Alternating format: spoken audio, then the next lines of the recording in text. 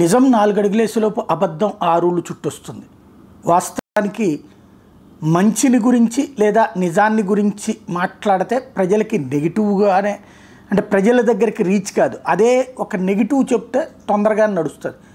గతంలో GSDP growth ఖచ్చితంగా top 5లో ఉంది. అలాగే ఏదైతే రాష్ట్రానికి సంబంధించినటువంటి ఈజ్ ఆఫ్ డూయింగ్ బిజినెస్లో నెంబర్ 1గానే ఉంది.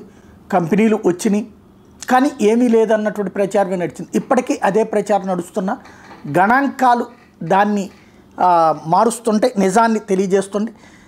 కేంద్ర ప్రభుత్వ సంస్థ డిపిఐఐటి తాజా గణాంకాల ప్రకారం 2024 జనవరి మార్చి మధ్య రాష్ట్రాలకు వచ్చిన పెట్టుబడుల్లో హయ్యెస్ట్ ఇది జూలై 15, 2024 ఇచ్చిన నివేదిక ప్రకారం 1,02,534 కోట్ల పెట్టుబడులు మహారాష్ట్ర, 36,329 కోట్ల పెట్టుబడులు గుజరాత్ రెండో స్థానం, మూడో స్థానం 22,580 కోట్లు. ఇది ఆ రోజునిచ్చింది. ఇది ఇప్పుడు ఎందుకు ప్రస్తావనకు వచ్చింది అంటే, ప్రత్యేకించి ఏదైతే రాష్ట్రంలోకి పరిశ్రమలు రావట్లేదు అన్నట్టు.